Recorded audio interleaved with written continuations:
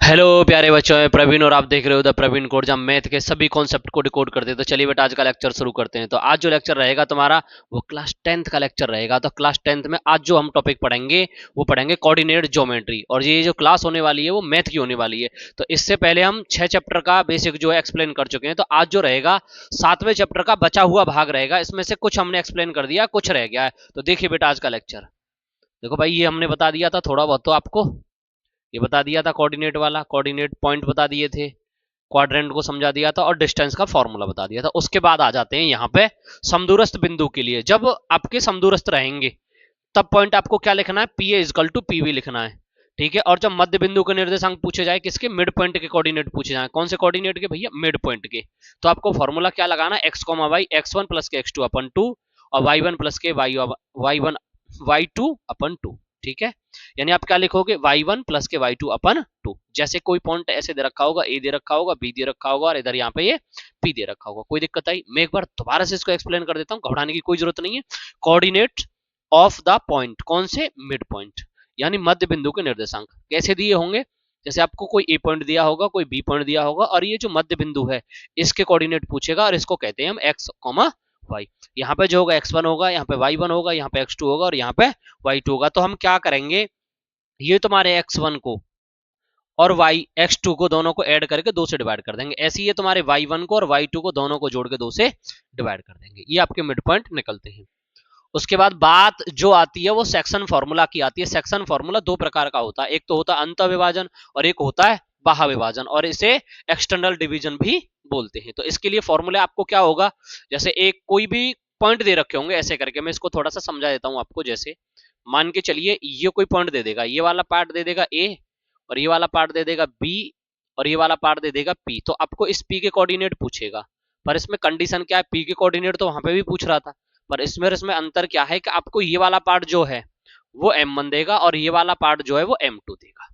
और तब आपको फॉर्मूले में x और y की वैल्यू निकालनी है। तो आपके लिए करना क्या होगा, आपको m1 x2 plus m2 x1, और अपन क्या हो जाएगा, m1 प्लस के m2, ऐसी m1 y2 प्लस के m2 y1, और अपन क्या हो जाएगा, m1 प्लस के m2। ऊपर जो लिखा हुआ है रेशियो में वो कुछ अलग लिखा हुआ है, उसको हम कर लेते हैं भैया थोड़ा सा सही। यहां पे हम लिख देते हैं m1 और m2, और ये हो जाएगा आपका m1 और m2, ठीक है। अब हमें इस सवाल, इस फॉर्मूले से रिलेटेड जो सवाल मिल सकते हैं वो किस प्रकार से मिल सकते हैं। जैसे देखो, मैंने एक एग्जांपल लिया है, मैंने एग्जांपल लिया है, ए के कोऑर्डिनेट दे रखे हैं 1,2, बी के कोऑर्डिनेट दे रखे हैं 5,6, और point of divided A be in ratio 1,1, यानी रेशियो जो दिया है आपको 1:1 दिया है। जब आपको इस प्रकार से रेशियो दिया होगा, जैसे मैं, मेरा कहने का मतलब ये है कि इधर जो आपको रेशियो दिया है, ये वाला पार्ट भी आपको 1 दिया है, और ये वाला पार्ट भी आपको 1 दिया है। ए के कोऑर्डिनेट जो हैं वो आपको दे दिए हैं 1,2, और उसके बाद जो बी के कोऑर्डिनेट दिए हैं वो आपको दिए हैं 5,6। आपको ये दोनों कोऑर्डिनेट दिए हैं। ए के कोऑर्डिनेट कितने दे दिए, a,2, बी के कोऑर्डिनेट दे दिए 5,6, और आपको पी के पॉइंट जो दिए हैं वो क्या दिए, x, y, और इनकी वैल्यू आपको फाइंड करनी है। उसके बाद m1 इजकल टू 1 दिया, और m2 इजकल टू भी 1 दिया। अब हमें करना क्या है, यहाँ पे इस फॉर्मूले में वैल्यू को लगा लेना है। तो यहाँ पे हम लिखेंगे x, और यहाँ पे लिखेंगे हम y, और इजकल टू कर देंगे m1। m1 की वैल्यू कितनी है, 1, तो m1 की जगह पे हम क्या लगाएंगे, 1। उसके बाद मल्टीप्लाई करेंगे, उसके बाद मल्टीप्लाई, फिर x2 की देखो, यहां से अगर आप समझते हो तो यहां से आपको वैल्यू मिलेगी। पहली वाली जो वैल्यू होती है वो x1 की होती है, दूसरी वाली वैल्यू y1, और ऐसे इधर आ जाओगे, ये क्या हो जाएगा x2, और ये क्या हो जाएगा y2। आई होप ये सारी चीजें आपको एकदम क्लियर समझ में आ गई होंगी। अब आपको क्या करना है, x2 की वैल्यू कितनी है बेटा, 5, तो यहाँ पे कितना लिखोगे, 5। उसके बाद लिखोगे प्लस, प्लस लगा दिया। उसके बाद क्या है आपका फॉर्मूले का m2 की वैल्यू भी कितनी है, 1, मल्टीप्लाई, और क्या है x1 की वैल्यू कितनी है, 1, आप लिख दोगे, और अपन लिखोगे m1 की वैल्यू 1 और m2 की वैल्यू भी 1। तो यहां आप क्या लिखोगे, 1 प्लस 1, कॉमा लगाओगे। अब क्या लिखोगे, दूसरा वाला फॉर्मूला, दूसरा क्या है m1 की वैल्यू कितनी है, 1, मल्टीप्लाई, क्या हो जाएगा y2 की वैल्यू किधर दिख रही है, 6। उसके बाद प्लस लिखोगे। उसके बाद m2 की वैल्यू कितनी है, 1, और मल्टीप्लाई, क्या लिखोगे y1, और y1 की वैल्यू कितनी है, 2, और अपन में इसको लिख दोगे 1 प्लस 1। क्या यहां तक आपको कोई दिक्कत हुई, एकदम क्लियर है, वेरी गुड। अब आपको करना क्या है, यहां से लिखना x, y इजकल टू, देखो 5 का 1 में मल्टीप्लाई करोगे क्या आ जाएगा बेटा, 5, 1 का 1 में मल्टीप्लाई करोगे क्या आ जाएगा, 1, और अपन क्या हो जाएगा, 1 और 1 2।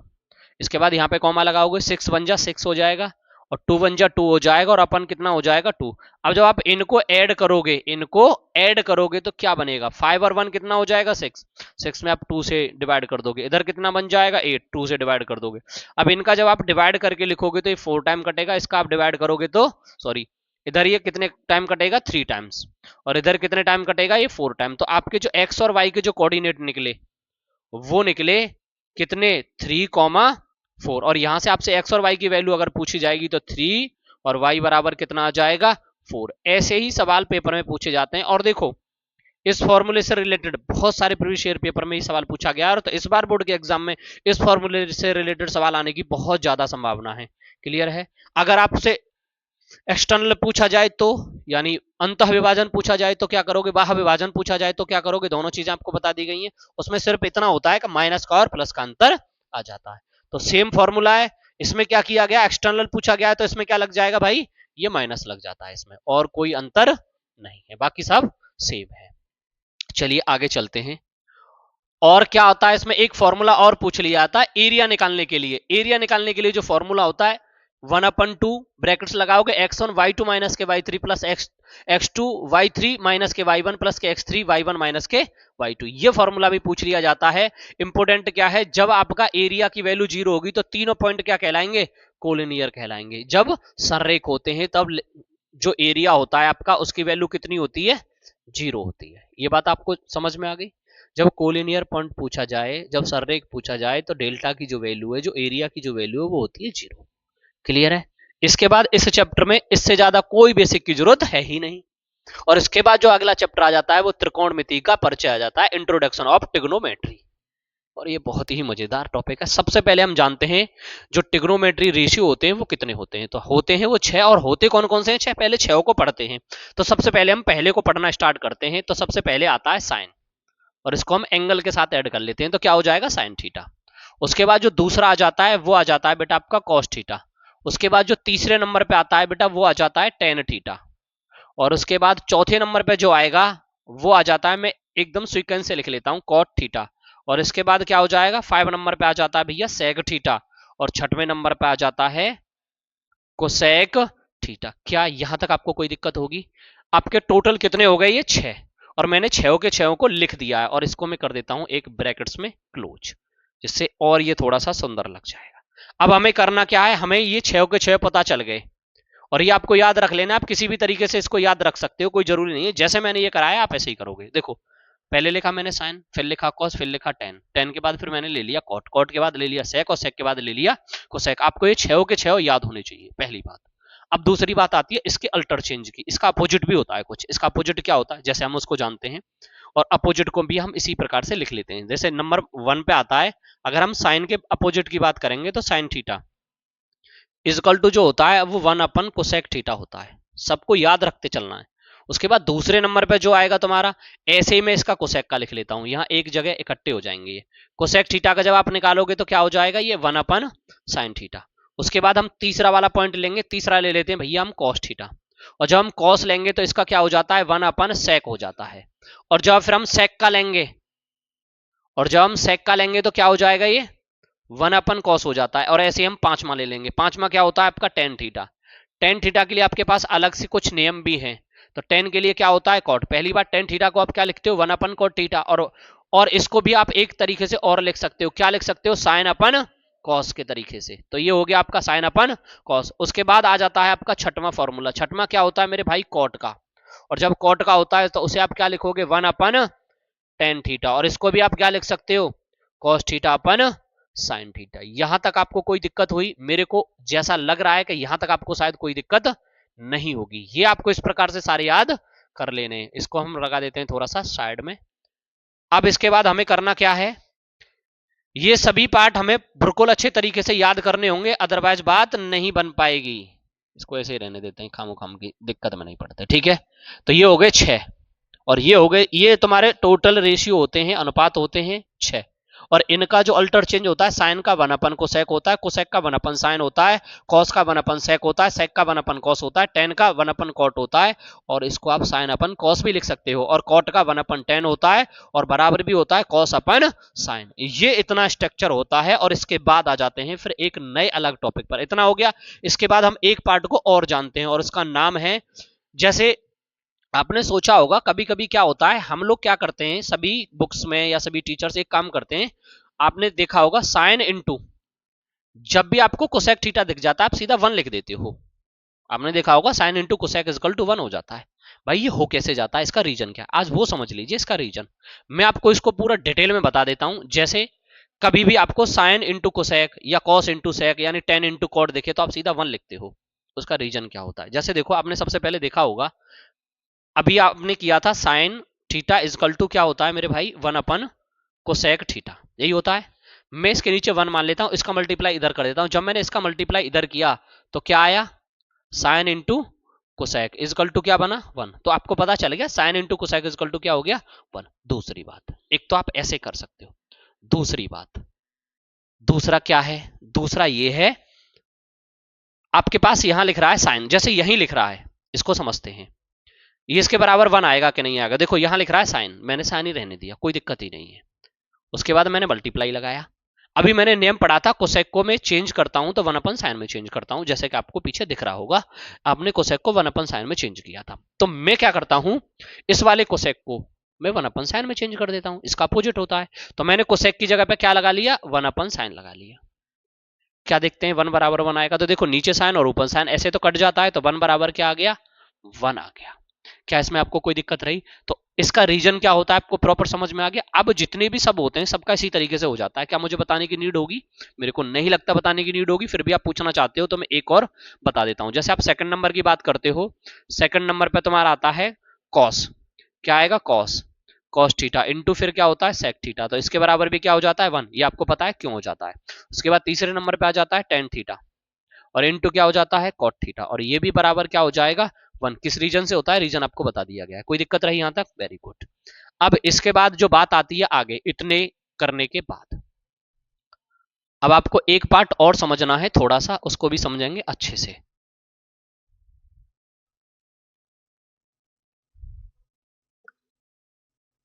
अब आपको एक ट्रायंगल होता है बेटा, क्या होता है, एक ट्रायंगल, उसको समझते हैं थोड़ा सा। जैसे मान के चलो ये ट्रायंगल है एक, और इसको सुंदर सी शेप में क्रिएट कर लेते हैं जिससे ये तुम्हें देखने में और ज्यादा सुंदर लगेगा। तो हमने इसको इस तरीके से बना लिया, ये बन गया भैया एक ट्रायंगल, ठीक है। और इस ट्रायंगल का नाम मैं अपने अकॉर्डिंग देता हूं। मैंने इस ट्रायंगल का नाम दे दिया ए, और इसका नाम दे दिया मेरे भाई बी, और इसका नाम दे दिया मैंने सी। कोई दिक्कत रही? और ये वाला जो एंगल है, ये वाला पार्ट, ये जो एंगल है, और इस वाले एंगल का नाम मैंने दे दिया है थीटा। क्या दे दिया है, थीटा। अब मैं करने क्या वाला हूं, मैंने आपको एक कहानी सुनाई थी एक दिन। हमारा देश कैसा है भैया, हरा भरा है। हमारा देश कौन सा है, भारत। तो हम यहां लिखेंगे पी बी पी, और अपन क्या हो जाएगा, एच एच पी। देखो इससे हम एक डायलॉग बनाते हैं। ये क्या है आपका एस, ये क्या है आपका सी, और ये क्या है टी। यानी पाकिस्तान कैसा है, भूखा। पाकिस्तान कैसा है, P for Pakistan, B for भूखा, और पी फॉर प्यासा, और एच फॉर हिंदुस्तान, और एच फॉर हरा, और बी फॉर भरा। कोई दिक्कत रही आपको? इसका मतलब यह है। अब इसका मतलब एस का मतलब होता है भैया साइन, और सी का मतलब होता है कॉस, और टी का मतलब होता है टेन। मैं इसको भी यहां पे डिनोट कर दे रहा हूं। जैसे मैंने एस लिखा, एस फोर क्या है, साइन, सी फोर क्या है, कॉस, और टी फोर क्या है, टेन। और ये वाला जो पार्ट है आपको प्रॉपरली याद कर लेना। अब बात आएगी इन तीनों का, तो आप ऐसे निकाल लोगे। अब इन तीन की, अगले तीन की बात आएगी तो इसको उल्टा कर देना है। जो ऊपर था उसको नीचे कर दोगे, जो नीचे है उसे ऊपर कर दोगे। अब बात आती है यहां पे, इसको हम लगाते हैं थोड़ा सा साइड में। मेरी बात ध्यान से सुनना। अब ये वाला जो पार्ट होता है ये परपेंडिकुलर होता है, इसको बोला जाता है लंब। क्या बोला जाता है, लंब। ये परपेंडिकुलर होता है। ये वाला जो पार्ट है ये हाइपोटेनियस बोला जाता है, इसे कहते हैं हम कर्ण। क्या कहते हैं, कर्ण। और ये नीचे वाला जो है ये है बेस, बेस मतलब आधार, ठीक है। अब ये वाला पार्ट हमने बना दिया। अब हम सभी के अलग अलग वैल्यू को डिफाइन करते हैं। जैसे सबसे पहले पार्ट आएगा आपका साइन का, क्या जाएगा, साइन थीटा। अगर आपसे साइन थीटा एंगल के लिए पूछा जाए क्या प्रॉपर्टी बनेगी, क्या कंडीशन बनेगी, तो देखो मैंने आपको बताया था साइन के लिए क्या रहता है, पी और एच रहता है। ये आपको याद करने की भी जरूरत नहीं, बस मैं समझा दे रहा हूं, एक बार लिख के बता दे रहा हूं, बाकी आप ये वाला काम किया करना, काम खत्म हो जाया करेगा। तो आपको क्या चाहिए, साइन थीटा, और साइन थीटा के लिए आपको क्या लिखना होता है, पी अपन एच। क्या लिखना होता है, पी अपन एच। कोई दिक्कत रही? पी का मतलब क्या होता है, परपेंडिकुलर, और एच का मतलब क्या होता है, हाइपोटेनियस। कोई दिक्कत है? उसके बाद दूसरा पार्ट जो आता है निकल के, वो आता है मेरे भाई कॉस। जब कॉस की आप बात करोगे तो यहीं से पता चल जाएगा, सी आ रहा है तो क्या हो जाएगा, बी और एच। उसके बाद आप बात करोगे जी टेन की, टेन थीटा, और टेन के लिए क्या हो जाएगा, पी और बी, और पी फॉर परपेंडिकुलर और बी फॉर बेस। इतना पार्ट बन गया। अब बात आती है इनके अपोजिट की, तो इनको, इनका जो अपोजिट है वो इन्हीं से तो बनता है। साइन का अपोजिट क्या होता है मेरे भाई, कोसेक होता है। तो बहुत सुंदर बात है, और साइन का अपोजिट कोसेक होता है, तो आप इसका उल्टा कर दीजिए। तो यहां पी अपन एच था, तो आप इसे क्या लिख दोगे, एच अपन पी लिख दोगे। उसके बाद इसी का अपोजिट क्या आ जाएगा, ये आपका नंबर था भैया चौथा, और ये नंबर हो जाएगा पांचवा। इसमें आपको करना क्या होगा, कॉस का अपोजिट होता है मेरे भाई सेक, इसका अपोजिट कर दो, नीचे वाली संख्या को आप ऊपर पहुंचाओगे और ऊपर वाली को आप नीचे लिखोगे। उसके बाद छठवां नंबर आता है, आप लिखोगे कॉट, और कॉट को आप कैसे चेंज करोगे, इसे लिख दोगे बी और इसे लिख दोगे मेरे भाई पी। क्या आपको इतने पार्ट में कोई दिक्कत है? अब पेपर में इससे रिलेटेड ही तो सवाल पूछे जाते हैं, एक नंबर का तो कन्फर्म है, आना ही आना है, लिख लेना ये चीज। अब आपसे सवाल कैसे पूछ सकता है, मैं उस चीज को आपको समझाता हूं। देखो पेपर में सवाल पूछेगा आपसे, यहां से क्वेश्चन पूछ लेता है, मैं कोई भी एक क्वेश्चन बना के आपको दे देता हूं, और सवाल यहीं पे हम देख लेते हैं सवाल को भी।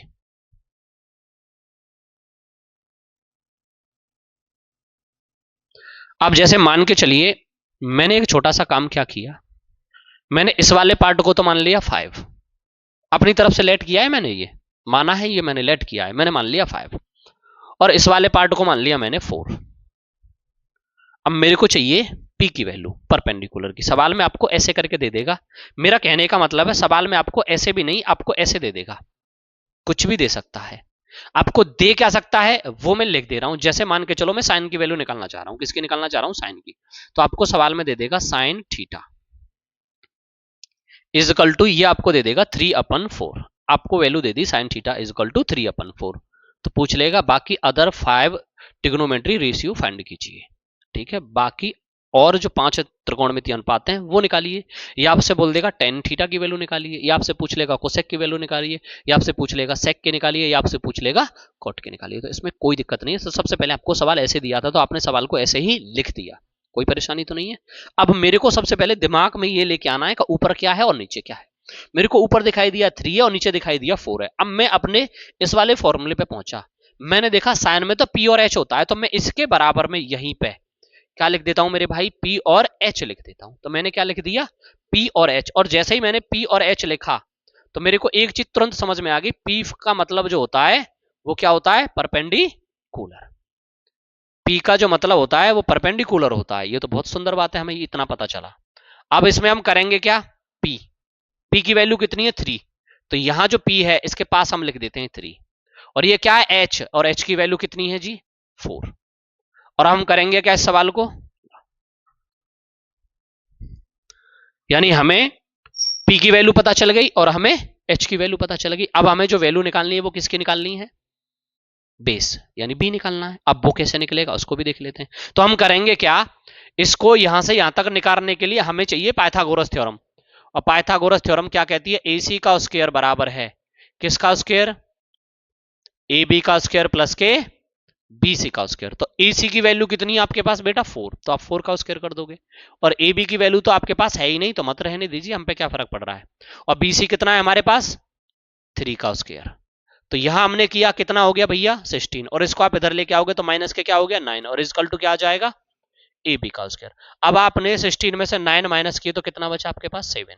तो यहां आपको पता चला AB का स्क्वायर बराबर है बेटा आपके पास 7, और यहां से जब आप AB बराबर निकालोगे तो कितना आ जाएगा रूट के 7। तो आपको AB की वैल्यू पता चल गई, किसकी वैल्यू पता चल गई, AB की, और AB की वैल्यू कितनी है जी 7। अब आपको B वाला पार्ट जो है वो पता चल गया बेस। अब आपसे सवाल में कोई भी पार्ट पूछ ले, मैंने पूछा 10 की वैल्यू निकालिए, मैंने पूछा टेन की वैल्यू निकालिए, टेन थीटा। अब सबसे पहले आप पहुंचोगे टेन क्या होता है, पी और बी। टेन क्या होता है, पी और बी। तो आप यहां क्या लिखोगे, tan theta equal to P P P. P कितना है मेरे भाई, 3, तो आप 3 लिख दोगे। और बी कितना है जी, √7, तो आप √7 लिख दोगे। आपसे इसी सवाल में पूछ ले कोसेक की वैल्यू, तो इसके लिए तो आपको कोई मशक्कत ही नहीं करनी। साइन की जो वैल्यू है उसको उल्टा कर देना है। साइन की वैल्यू क्या थी, 3/4, तो आप इसको क्या लिख दोगे भाई, 4/3। आपसे कॉट की वैल्यू पूछ ले, किसकी वैल्यू पूछ ले, कॉट की, तो आप क्या करोगे, इसी का अपोजिट कर दोगे, तो कितना हो जाएगा, √7/3।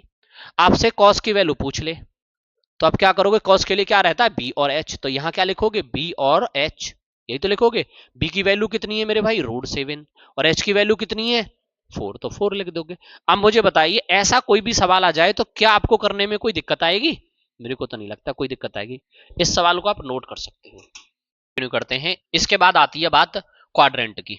एक होता है आपका चतुर्थांश, और उससे रिलेटेड जो सवाल हैं कुछ कभी कभी पूछ लिए जाते हैं। तो सबसे पहले हम क्वाड्रेंट बना लेते हैं बेटा, और इसको तो कर लेते हैं ऐसा, और इसको कर लेते हैं ऐसा।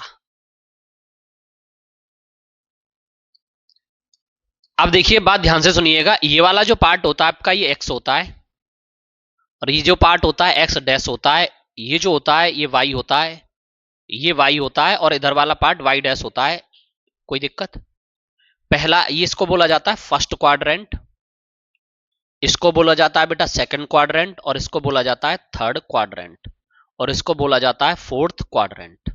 ये पहला जो जाता है आपका 90 माइनस थीटा में चला जाता है, और दूसरा जो जाता है वो 90 प्लस थीटा और 180 माइनस थीटा में जाता है। उसके बाद इसमें आ जाएंगे तीसरे में, तो ये होता है 180 प्लस थीटा और 270 माइनस के थीटा। उसके बाद चौथे में चले जाओगे आप, 270 प्लस थीटा, और यहां पे हो जाता है 360 माइनस के थीटा।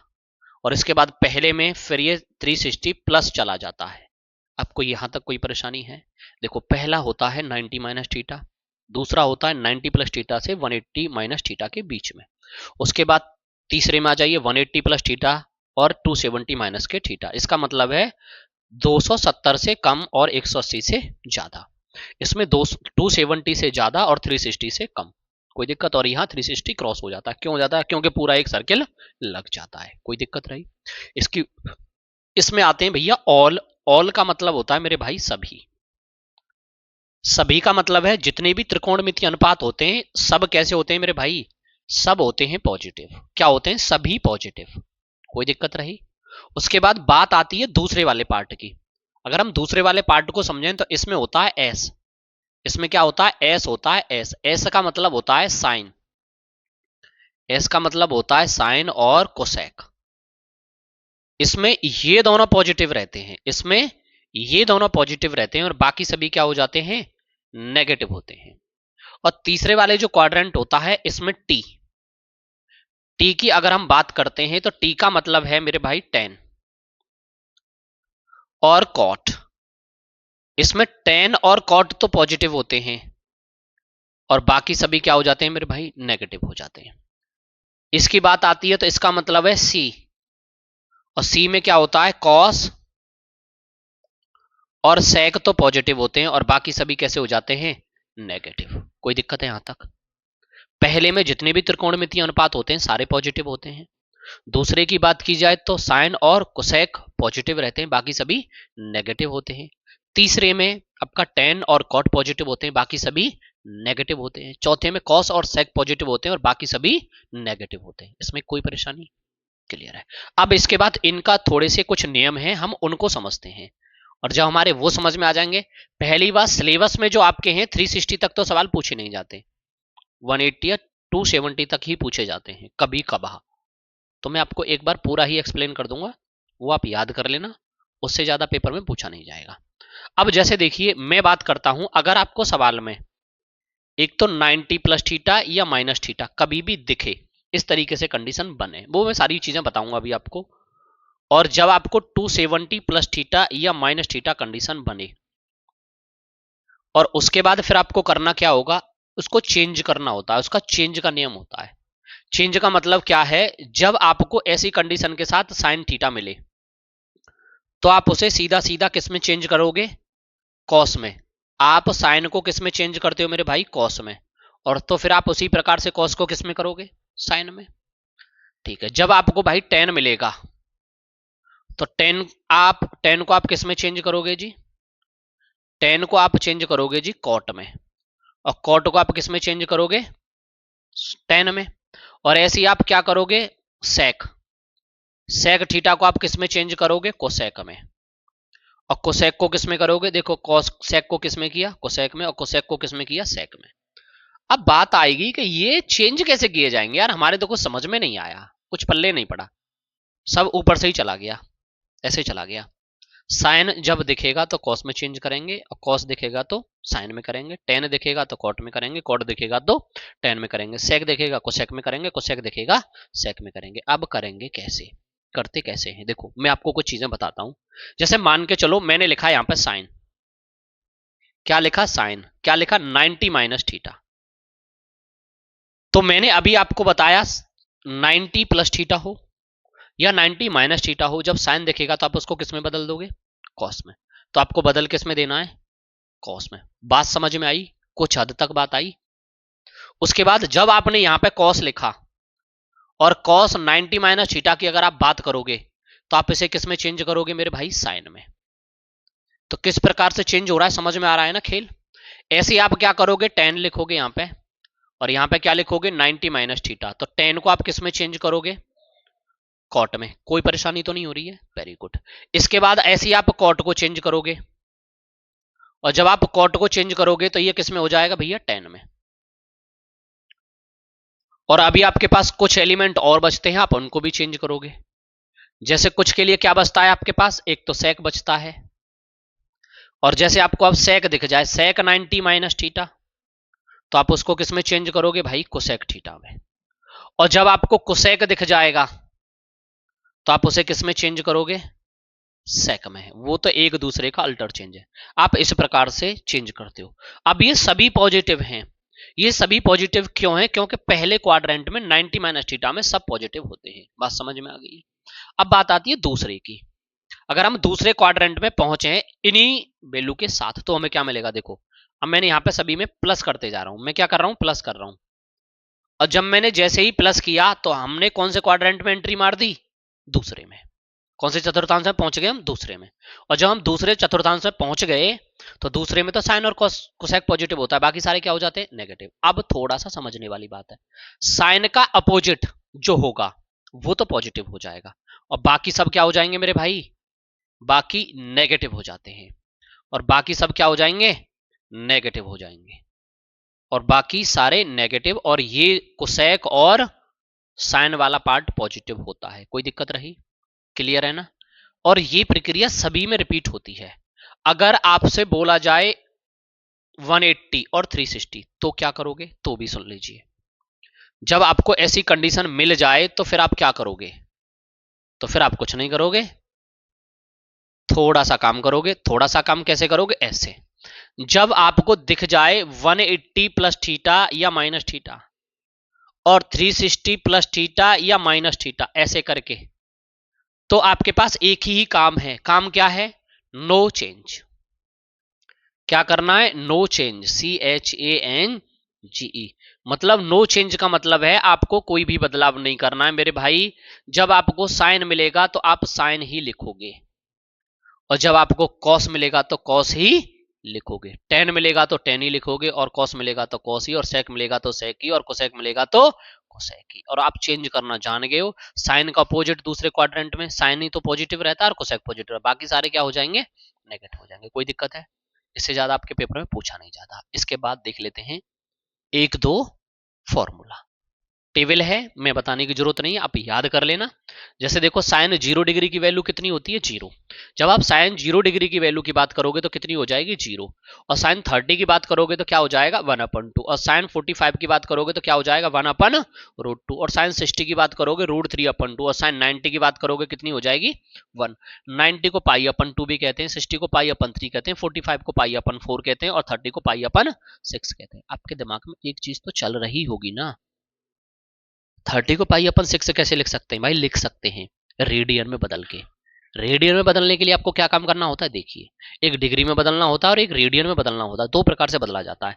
तो मैं दोनों प्रकार को आपको एक्सप्लेन कर देता हूं। जैसे देखिए, मान के चलो मेरे पास 30 डिग्री था और जब मुझे इसे रेडियन में बदलना है तो मेरे को पाई अपन 180 से मल्टीप्लाई करना पड़ेगा। तो मैंने क्या किया, 0 से 0 काटा और 3 से इसको काट दिया 6 टाइम, तो मेरा निकल के कितना आ गया, ये पाई अपन 6। और यहाँ पे भी आपका कितना आ रहा था, पाई अपन 6। इसको बदला तो इस प्रकार से जाता है, पर आपके सिलेबस का पार्ट तो है ही नहीं, तो क्या ही मतलब अभी। ठीक है, आगे चलते हैं। कॉस कॉस 0 डिग्री की वैल्यू कितनी होती है मेरे भाई, 1। कॉस 30 की वैल्यू कितनी होती है, √3/2। और कॉस 45 की वैल्यू 1/√3। और कॉस 90 की वैल्यू, सॉरी कॉस 60 की वैल्यू 1/2। और कॉस 90 की वैल्यू 0। अब बात आती है टेन की, और टेन का तो मैंने आपको बताया था, ऐसे करके डंडा खींच लेना होता है। साइन अपन कॉस बराबर ही तो टेन होता है। आप किसी भी नंबर में, यानी 0 में किसी भी नंबर से डिवाइड करोगे, कितना आ गया 0। 2 से 2 कट गया तो बचा कितना, 1/√3। और इधर ये पूरा कट गया, बचा कितना, और इसको काटोगे तो कितना। और बाकी कोई भी नंबर है, अगर आप उसमें 0 से डिवाइड करते हो तो क्या आता है भैया, नॉट डिफाइन, मतलब इनफाइनाइट वैल्यू, उसको हम डिफाइन नहीं कर सकते। बाकी सारे इनके अपोजिट होते हैं, आप आराम से याद ही कर लोगे। चलो आगे चलते हैं। आगे आपसे 3 फॉर्मूले पूछे गए, कभी कभी इनसे क्वेश्चन पूछ लिया जाता है। तो फॉर्मूला होता है sine square theta plus cos square theta is equal to 1, पहला फॉर्मूला। इससे आप 2 फॉर्मूले और बना सकते हो। जैसे आप क्या बना सकते हो, फॉर्मूला नंबर 2 अगर मैं लिख दूं तो ये हो जाएगा sine square theta is equal to क्या हो जाएगा, 1 माइनस कॉस स्क्वायर थीटा। इसी से आप अगर तीसरा फॉर्मूला बनाना हो तो आप कैसे बनाओगे, कॉस स्क्वायर थीटा बराबर क्या हो जाएगा मेरे भाई, 1 माइनस साइन स्क्वायर थीटा। ऐसे आप इनसे बना सकते हो। इससे आपको बनाना हो sec square theta is equal to, तो क्या हो जाएगा मेरे भाई, 1 प्लस टेन स्क्वायर थीटा। और अगर आपको अब इसी में एक और फॉर्मूला बनाना हो, जैसे कि आपसे अगर टेन स्क्वायर थीटा की वैल्यू पूछी गई है, आपसे पूछा जाए टेन स्क्वायर थीटा किसके बराबर होता है, तो कोई दिक्कत नहीं, इस 1 को इसके साथ ले जाओ बस। तो क्या हो जाएगा, सेक स्क्वायर थीटा माइनस के 1। इसके बाद फॉर्मूला नंबर ये 7 है, और फॉर्मूला नंबर हम 8 अब बनाने वाले हैं। तो 8 हम बनाएंगे तो ऐसे इसको इधर ले जाइए, तो क्या बनेगा, ये cosec square theta is equal to क्या हो जाएगा, 1 प्लस कॉट स्क्वायर थीटा। और फॉर्मूला नंबर 9 क्या हो जाएगा, इस 1 को इधर ले आइए, तो ये क्या बन जाएगा, ऐसे लिख सकते हो, कोसेक स्क्वायर थीटा माइनस 1 बराबर क्या हो जाता है मेरे भाई, कॉट स्क्वायर थीटा। आपके 9 फॉर्मूले इस प्रकार से कंप्लीट हो जाते हैं। और ये चैप्टर आपका जो बेसिक था वो पूरा एकदम कंप्लीट हो चुका है। और इसके बाद चैप्टर नंबर 9 में कोई बेसिक है नहीं, आप उसको आराम से खुद ही कर लोगे। तो चैप्टर नंबर 10 की तरफ हम बढ़ते हैं अब, ठीक है। तो देखिए भैया, चैप्टर नंबर 10 क्या कह रहा है। चैप्टर नंबर 10 है व्रत यानी सर्किल। और सर्किल का छोटा छोटा पार्ट है, जैसे कि आपको ये दिख रहा होगा, ये क्या है मेरे भाई, सर्किल है। और सर्किल जो है, जो व्रत है, सर्किल है, उसकी परिधि जो होती है वो कितनी होती है, पैरामीटर जो होती है वो 2πr होती है। सबसे बड़ी जीवा एओबी, जैसे अगर आप बात करते हो एओबी, ये सबसे बड़ी जीवा है। इसको हम क्या कहते हैं, डायोमीटर भी कहते हैं। ये क्या है, कॉर्ड है, सबसे लार्जेस्ट कॉर्ड, ठीक है, कोई दिक्कत नहीं। उसके बाद आता है परिधि व व्यास में संबंध। इनमें दोनों में क्या रिलेशन होता है, ये परिधि जो होती है, परिधि जो होती है ये किसके बराबर होती है, पाई इंटू डी। डी का मतलब डायोमीटर, डायोमीटर मतलब व्यास। तो पैरामीटर जो रहती है, पी जो रहेगा, क्या रहेगा, पी, वो किसके बराबर रहता है, पी फॉर पैरामीटर, तो ये रहता है पाई, और डी की वैल्यू डी, और डी बराबर हम क्या लिख सकते हैं, 2r इंटू पाई। तो इसे हम प्रॉपर तरीके से अगर लिखेंगे तो इसे हम क्या लिख देंगे, p बराबर हो जाएगा मेरे भाई 2πr, जैसे कि ऊपर लिखा हुआ है। समझ में आई ना बात, कोई दिक्कत है। आगे चलते हैं भैया। आगे अगला पार्ट क्या कह रहा है आपका, ये वृत्त का एरिया रहता है, क्षेत्रफल रहता है। क्षेत्रफल का फॉर्मूला होता है पाई आर स्क्वायर। क्या होता है, पाई आर। अप्रतिच्छेदी रेखा जो रहती है, ये मतलब इसको छेद से हुए नहीं जा रही है, इंटरसेक्टिंग नहीं कर रही है, ठीक है। नॉन इंटरसेक्टिंग लाइन का मतलब है ये थोड़ी सी सर्कल से अलग है, उसको टच नहीं करेगी, क्लियर है। उसके बाद छेदक रेखा, स्लेंट लाइन क्या होती है भैया, वो होती है उसको काट के जाती हैं, कहीं से भी कट करके जाएंगी, बीच में होके निकलेंगे, कॉर्नर से होके निकलेंगे, कहीं से होके भी निकल सकती है, ठीक है। आगे चलते हैं, अगला पार्ट क्या है इसका। आगे बोला गया स्पर्श रेखा की संख्या, यानी काउंटिंग पूछी गई है किसकी, टेंजेंट लाइन की। टेंजेंट लाइन की काउंटिंग पूछी गई है। यदि वृत्त के अंदर स्थित बिंदु P है तब कोई स्पर्श रेखा नहीं होगी, तो फिर कोई स्पर्श रेखा नहीं होगी। मतलब अगर सेंटर है तो वहां पे कोई स्पर्श रेखा कहां से हो जाएगी, तो वो तो केंद्र है ना, सेंटर है, सेंटर पे तो कोई स्पर्श रेखा होगी नहीं, कोई टेंजेंट होगी नहीं, कोई टेंजेंट लाइन होगी नहीं। उसके बाद अगला आ जाता है केस नंबर 2, वृत्त पर स्थित बिंदु P है तब केवल एक ही रेखा खींची जा सकती है। जैसे मान के चलो ये सर्किल था और इसके बाहर कोई पॉइंट पी था, तो वहां होके कोई लाइन निकली, तो वो तो लाइन निकली ना, कितनी लाइन निकल सकती है वहां से, जब एक पॉइंट है तो एक ही लाइन निकलेगी ना, ठीक है। तो ये क्या कहलाएगा, ये जो है टेंजेंट ही तो कहलाएगा, ठीक है। आगे चलते हैं भैया फिर।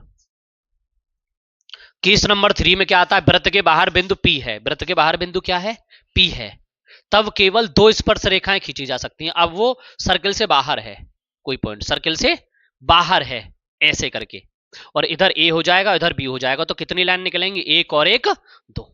ठीक है, आउटसाइड है तो फिर कितनी लाइन निकलेंगी, दो लाइन निकलेंगी। उसके बाद यदि किसी वृत्त की छेदक रेखा के समांतर केवल दो स्पर्श रेखाएं खींची जा सकती हैं, कितनी रेखाएं खींची जा सकती हैं, दो। जैसे मान के चलो ये वाला पॉइंट था, ये क्या है, स्लेंट लाइन है आपकी, और इसके ऊपर एक ऊपर हो जाएगी और एक नीचे हो जाएगी, दो ही तो खींची जा सकती है, एक तो ऊपर कॉर्नर पे आ जाएगी और एक नीचे आ जाएगी, और तो कुछ हो ही नहीं सकता। ये थोड़ा सा